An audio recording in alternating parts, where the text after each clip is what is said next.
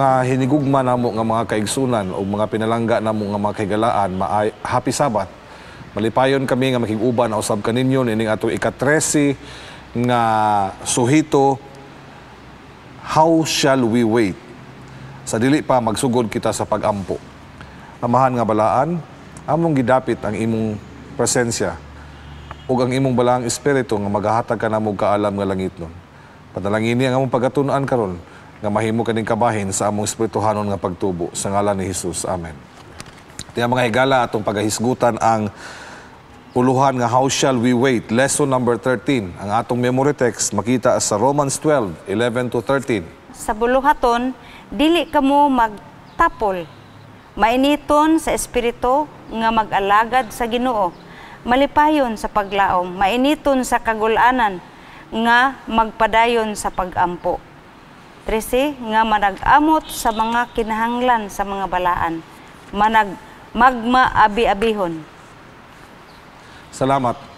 Ang atong topic gid karon nagahisgot mga higala about waiting, ang pagpaabot, ang paghulat.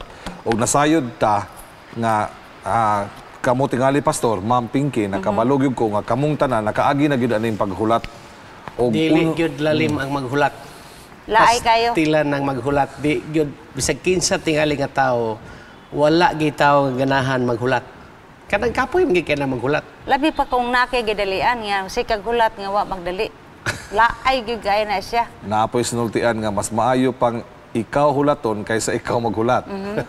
Mao na mga higala, dili lalim unya dugay na kaayo nga panahon sa atong tawhanon nga pagtan-aw mga higala ug pag-evaluate nga kita nagpaabot kaya ang ato manggid nga gipaabot mao manggid ang pagbalik sa atong Ginoong Hesukristo.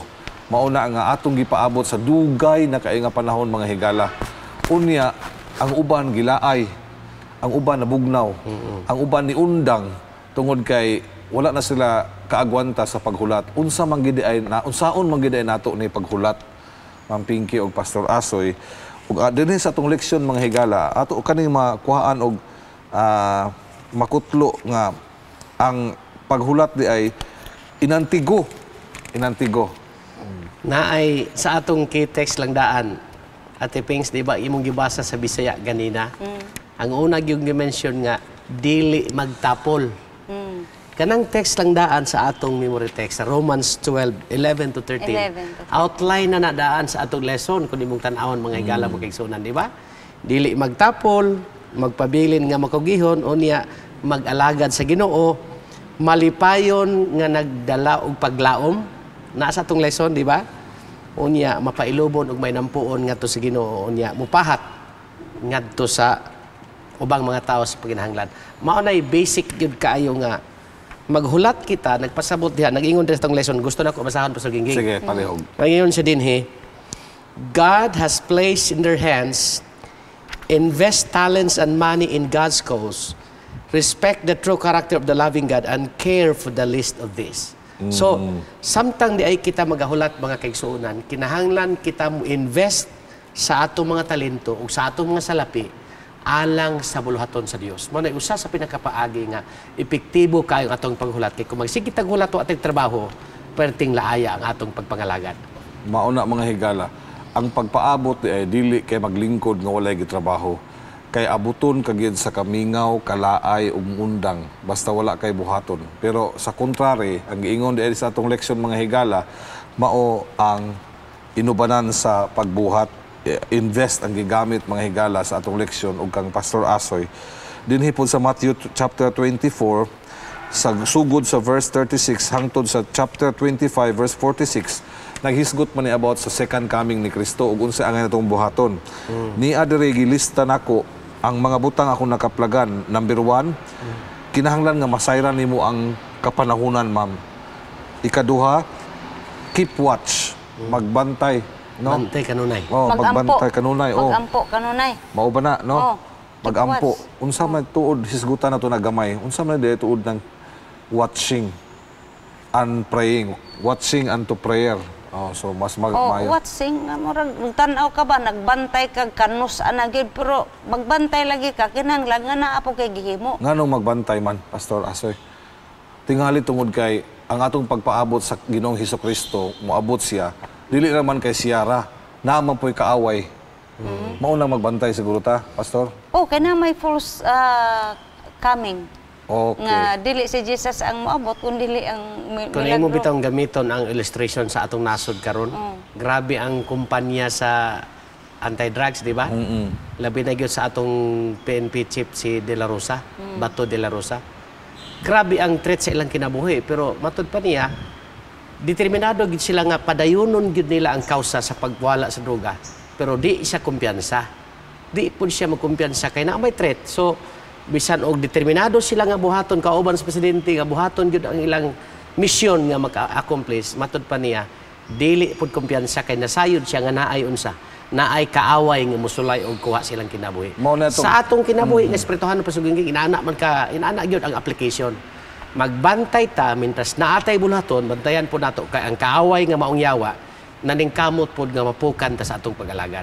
Ang Biblia naghisgot nga ang kaaway daw sama sa usak ka leon nga nagangulob nga nagapangita sa iyang tukbunon. Dili nato angay kalimtan mga higala nga ang atong pagpaabot sa pagbalik sa atong Ginoo naa di ay gihapon ta sa taliwala sa gubat. Now, we are still in the war zone. Nga diin ang kaaway mga higala naa gihapon nagapangita nga kita matukob. So mao nang gihisgutan sa Biblia nga angay natong bantayan. Ikatulo, gihisgutan diri sa ato ang leksyon, be productive. No, nakay buhaton. Ikaupat nga ako nakita sa Matthew 24, gisimboluhan ni atong mga babayi nga mga napulo ka mga ulay nga ang 5 ra in taon mo'y nakasulod kay nganuman naaman sila extra nga oil. So naagi kanunay bala ang espiritu kauban ang extra oil diha mao nang bala ang espiritu. Kana yung atong gikinabuhian, man ang power sa Holy Spirit nga padiminahon sa atong kinabuhi ug unsay kausaban nga gikinahanglan pinaagi sa gahom sa balang espiritu. Okay. Unya nagaingon din use your talents. Mao na to imong gihisgutan nga ganina Pastor Asoy, no. Kay ang atong talento mao manay nagahatag ka nato uniqueness nga ikaw naa ka na mas hasan sab ka Pastor pananglitan ang imong talento mao ang pagwali. So kung imo nang gigamit kanunay mo upgrade pug ka sa imong mga technique, sa imong mga metodo, unya dili ka laayan. Kay kumuundang gyud ka sa imong pagkamagawali, na laayo na biya pud ang usa ka tawo nga magtapol na. Kay magsalig na siya sa iyang karaan nga mga wali, balik-balik, sumahan na siya ana. Unya dili ka mo grow, burnout, balik-balik na, mao na tinuod na mga higala. Ug ang katapusan ako nakita, kanayon dapit na sa katapusan sa Matthew chapter 25 nga naghisgot din nga sa katapusan sa panahon dunay duha ka grupo sa mga tao, dautan og dili dautan, kanding og karnero, dayon matarong o dili matarong. Unya ang miingon ang mga matarong nga ingon si Ginoong Hesus nga ang nakalahi sa ilang duha mao nga siya kuno giuhaw gipainom, siya hubo gisaninaan gigutom, gipakaon og na priso giduaw siya og kanang mga butanga. Din miingon si Ginoong Hesus nga kung inyo kaning gibuhat ngadto sa labing ubos o labing gamay sa inyong mga kaigsuunan gibuhat ninyo ni nako. So ako nakita nga ang pagpaabot sa Ginoo Pastor, no, inubanan ni sa pagbuhat og mga maayong buhat. Okay. Kay ang mga tao pod nga wa galing sila kahibalo katong mga nalinuwas. Kanus aman minimo nakakita nga hubo. Kanus aman minimo nakakita nga giuhaw ka. Kanus aman minimo nakakita nga ikaw ingon siya nga sa diha nga ako gigutom, gipakaon ko, giuhaw, gipainom ko, hubo ako, gisaninaan ko ninyo, napriso ako, nabilanggo ako, inyo akong gibisitaan, inyo kaning gibuhat kanako, gibuhat usab kaninyo sa inyong mga. So there ay relationship there mga higala nga Jesus identified himself with the poor in the community. Kung magbuhat ang mga maayong butang sa mga pobre diha sa komunidad, ato nang gibuhat ang Ginoong Hesus. Okay. Okay. Naghisgot po, Pastor, sa pagpaabot na nato sa pagbalik sa Ginoo, kinahanglan na ay revival o reformation. Okay. Sa atong iglesia, kaning revival, nagakahulugan kini nga kinahanglan ang gitawag og it means to come back to life, to be renewed or restored, reshape or reform to new creation. So, ang pagpabalik, pagpabuhi, pag-usab. Repentance. In other words, while waiting, kinahanglan nga magpasig-uli ta sa atong relasyon nga to sa Ginoo. Naapoy gisuwat sa Sister White. Na, gibutang din sa atong lesson. Ingon dire, a revival of true godliness among us is the greatest and the most urgent of all our needs. To seek thee should be our first work. So, kinahanglan yun. Wala may revival mahitabo kung wala ang pagtuon sa Biblia, wala ang pagampo kay ang balang espiritu, dili man gyud magalihok sa atong kinabuhi ug wala na nga mga butang sa atong nga gibutang diha sa atong lesson makaigsunan, no. So, revival and reformation usbo nako dili na eksperyensyahan sa iglesia kung wala ang pagampo, pagbasa sa pulong sa Ginoo, kana maunay atong basic gyud kaayo nga buhaton sa atong iglesia. While waiting, magbuhat ka, kinahanglan man nimo ang gahom sa balang espiritu, di ba? Kung saan man nimo og pagkabaton sa gahom sa balang espiritu, kung dili ka mainampuon, dili ka mo balik pagpasiguli ngadto sa Ginoo, mauna ang pinaka-basic requirements aron nga samtang nag-apil ka sa buhat, doon na kay kusog, doon na gahom ang imong kinabuhi ngadto sa uban. Sa akong nakita, anay Pastor, gingging, nga dili ta magkontento, di nga sa hunahuna nga kita membro na diya sa iglesia, matarong na ta. Kaya giingon ba nila nga ato pag yung uswagan, atong dugangan, ang atong mga panginahanglan ni anang balang espiritu nga gisaad sa tanang panahon, sa katapusang panahon. Kung ang atong kaugalingon ipaubos, muni siya ang nindot kay nga punto. When we humble ourselves, die to self, unselfishly pray, ang kining self-denial bitaw, ang tao good by nature, ako uban, ulahin na lang na, kay unsa daw kuno yung ikahatag kung kuno siya para siyang kaugalingon. Unya, kining yung unselfishly pray, kasagarang mo dun sa atong mga inampuan, kanang panalangini ang akong pamilya, akong mga parente, akong amahan, inahan, ana, murag self-centered ra kaayo ang pag-ampo. Pero hindi po tingali ng muampo ta para po sa uban, no? Okay. Oh, unya, magpadayon ta sa pagbasa sa pulong sa Ginoo, dili ta makontento nga humana ang isa ka tuig nga cycle sa pagbasa sa pulong, and lovingly share it with others in word and loving deeds. Oh, ato ibahin. We increase our capacity for an infilling of the Holy Spirit in latter rain power.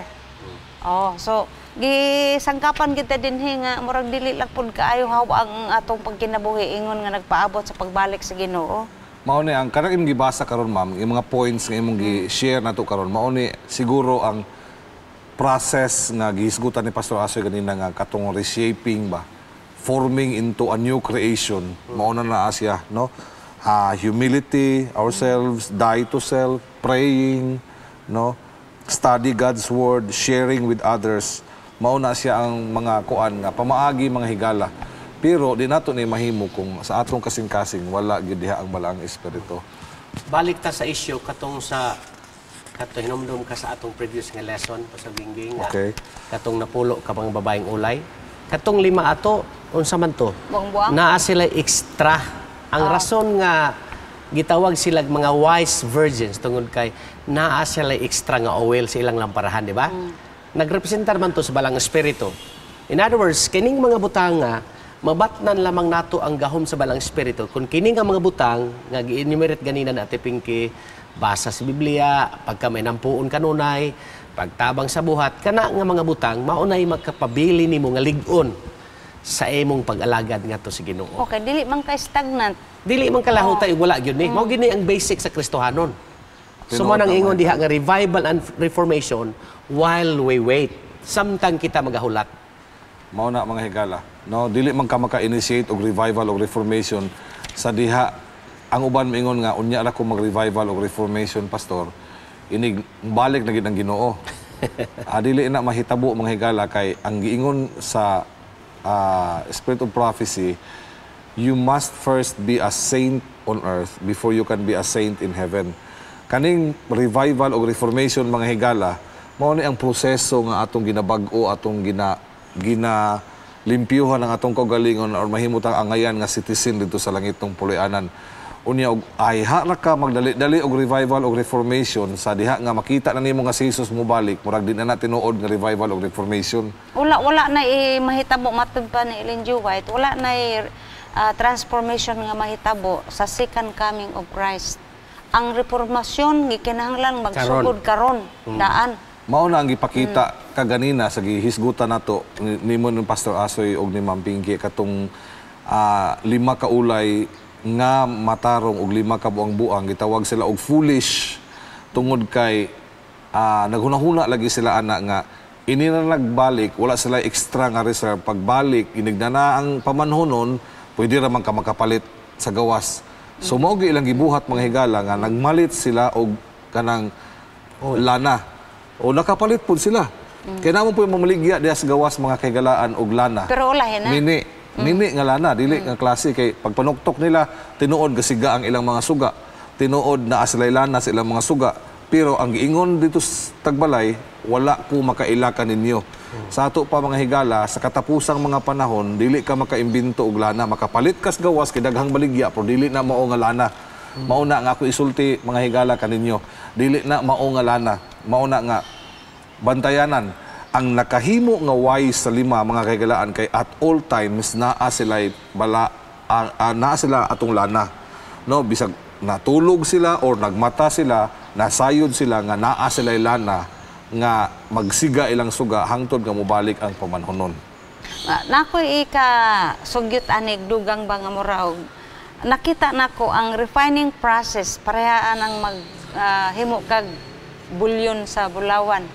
Ning agi man gina siya gikan sa taas-taas nga proseso para magyud mahimo na siyang 24 karat ba nang pinaka highest ba na. So nakita nako sa dihang ang tao gikan pa sa kangit-ngit nga wala gid siya mahibalo, murag drastic ang iyang changes sa iyang kinabuhi. Mo nang ang iyang pagkatinawag kung iya gid siyang anak gid siya sa Ginoo, dili siya magmakuli aning pag-usab sa iyang lifestyle. Say for example, palahubog siya, garol siya, sa parang klases tanang bisyo. Sa diha nga nakaamgo siyang gigugma sa Ginoo, gitawag siya. Kini bang mga butanga, dali ra kaan niya mabiyaan. Unya sa dihang naana siya, nakadawat na sa kamatuoran. Makaamgo na punta nga, dili pa ta manulunda nga makaundang sa atong mga kinaiya nga diha sa una. Tingali, ang imong baba careless kayo, makalitok og pulong nga dili maayo. Sa diha nga kining revival manggod and reformation magkuyog manggida. Sa ato pa ma-refine ang atong mga sinultihan, ang atong pagkaway pailob, mahimo tang mapailubon, ang atong pagkadalo, mahimo tang manggihatagon. So ma-realize na to na, pero we can never adapt to that unless there is the power of the Holy Spirit. Kaya kanilang pagkadalo, by nature gyud na agid pagkadalo sa tao. Daw ang iyang una-una kanang hakop para sa iyang kaugalingon. Sa diyang naanggahom sa balang espiritu, atong makita nga sayon kaayo nimo mo share sa blessing sa uban ngadto sa mga kabos. So we really need the power of the Holy Spirit. Okay. Ang ato pong leksyon mga higala, naghisgot dili lamang sa individual nga revival o reformation kundi the church also as a body. Kinahanglan po ay pastor no unsa may mission sa church while we wait for the coming of Jesus. Doon ay tulok ka word nga gusto na ko i-emphasize, Pastor Gingging. Okay. Kung mahimo, ako lang i-emphasize. Ang atong mission statement, memorize gid nako kayo ng mission statement sa atong church. Unang importante nga word diha nga the mission of our church is to call all people to become disciples of Jesus. Number 1 nga keyword is call. Pagtawag sa makatawhan nga mahimong tinuod nga sumusunod kang Ginisus. Mao nang unang word call naa sa atong mission statement. Ikaduha, kanang gitawag og proclaim. Proclaim, unsa may i-proclaim nato? Ang everlasting gospel. Ang gugma sa Ginoo mo na atong i-proclaim, mo na ato isulti ngadto sa uban. Mo na atong iwali o katapusan kanang word nga prepare. Unsa may i-prepare nimo? Andamo nimo ang makatawhan sa pagbalik sa Ginoo. So call, proclaim and prepare. Gisummarize lang nako Pastor Gingging. ang naa sa mission statement sa atong church kay maog yun na ang kinatibuk-an kay nag-ingon dito, the mission of the Seventh-day Adventist Church is to proclaim the gospel, to call all people to proclaim the gospel in the context of Revelation 14:6-12, and leading them to accept Jesus as their personal Savior and to unite with His church and nurturing them in preparation for His soon return. So, Amen. ang pagbalik sa Ginoo makigsuonan atong pangandaman unya dili na pwede nga dili nato tawgon na makatawhan og iwali nato ang gugma sa Ginoo. Tinuod mga higala. Unya ang ingon nga usa ka iglesia mga higala nagaingon dinhi sa Spirit of Prophecy, the world needs today what it needed 1900 years ago, a revelation of Christ. A great work of reform is demanded, and it is only through the grace of Christ that the work of restoration, physical, mental, and spiritual can be accomplished. So, kinahanglan mga higala nga ma-experience nato ang grasya sa Ginoo sa atong kinabuhi, Amen. adlaw-adlaw, og sa atong nga iglesia. Atong iampo nga ang Ginoo magapasundayag sa iya ang grasya ngadto sa iyang iglesia.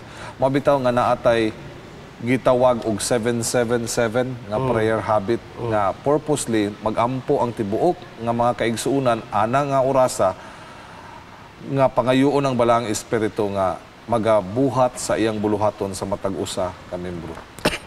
So, dinhi sa kuan pasuginggi nga nagisgot po ng atong lesson aning gitawag og preparing for the final harvest. Kanang harvest diha mao man na ang pagbalik sa Ginoo. Tinuod. Di ba? Nya gihisgutan ra ba ang personal involvement? Harvest means pag-ani ba? No? Pag-ani. Meaning, ang anihon diha, dili man na literal harvest. Ang harvest diha, mao na nga, tinuod, ang Ginoo mo balik, iyag yung hukman, ang tanan makatawhan, sumala sa atong pag... Deeper meaning sa final harvest. Oo, mao na siya. Ang atong gihisgutan sa atong lesson. Pagkanindot sa higayon mga higala nga moabot na gid ang atong Ginoo nga gipaabot.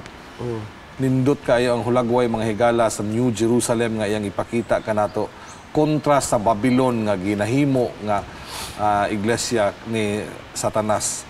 Ug kana sila mga higala makita nato pinaagi sa kinaiya sa mga katawhan.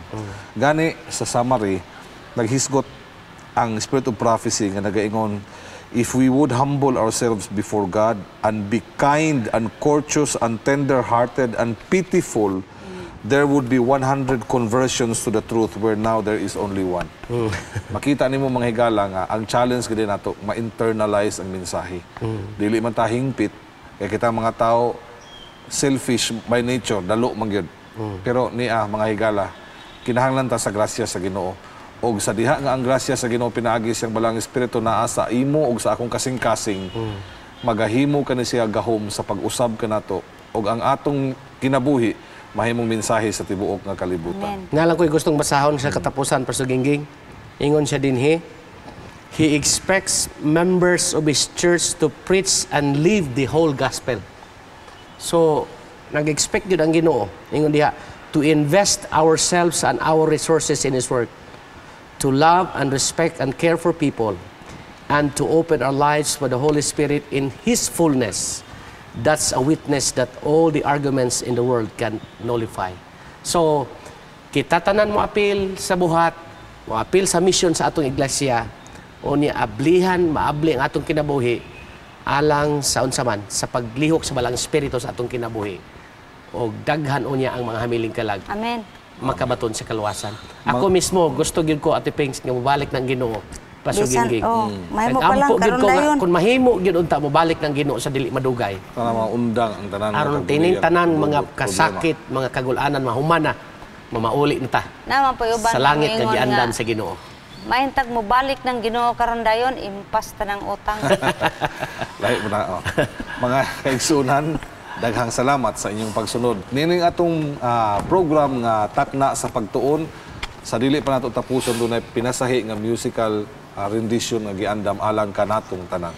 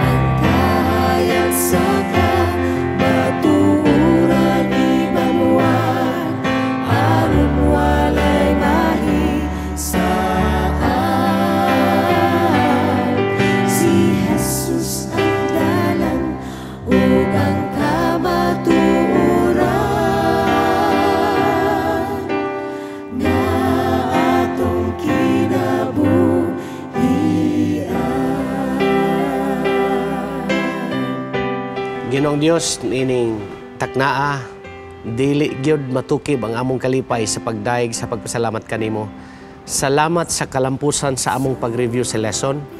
Nahuman namo ang ika-13 nga leksyon og naglaom kami Ginoo nga maaplikar namo sa among kinabuhi nga samtang kami magapaabot kanimo magamit ug mapuslan ang among tagsa ka mga talento alang sa paghimaya kanimo. Mapahat namo ang mensahe pinaagi nga mapataas namo imong kaugalingon ang imong ngalan dili ang among kaugalingon. Salamat sa kadaugan sa imong mensahe sa among kinabuhi. Makita unta kanunay nga naay Kristo sa among kinabuhi. Samtang kami magapaabot kanimo among kining pangayo tungod lamang sa ngalan ni Jesus nga among manuluwas. Amen. Amen. Si Jesus ang dalan ug ang kamaturan nga atong kinabuhian.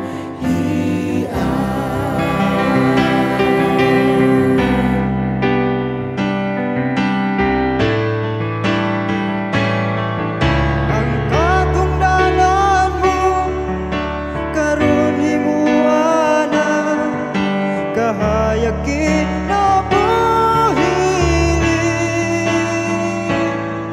basin masayo ka ug maulahi na usa karon himuana.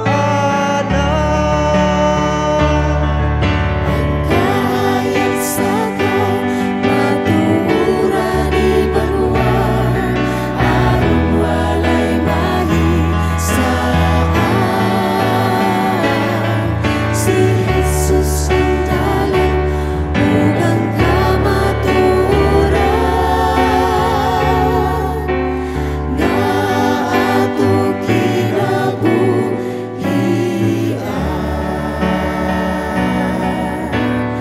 Nga atong kinabuhian.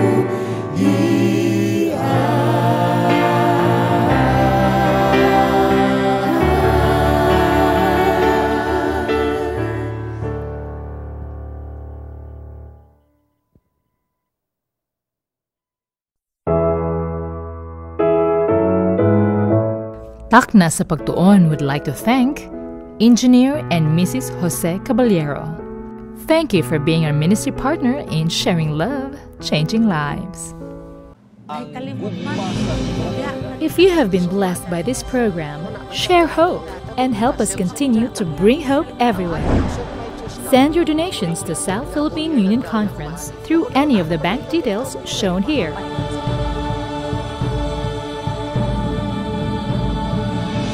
Hope Channel, sharing love, changing lives.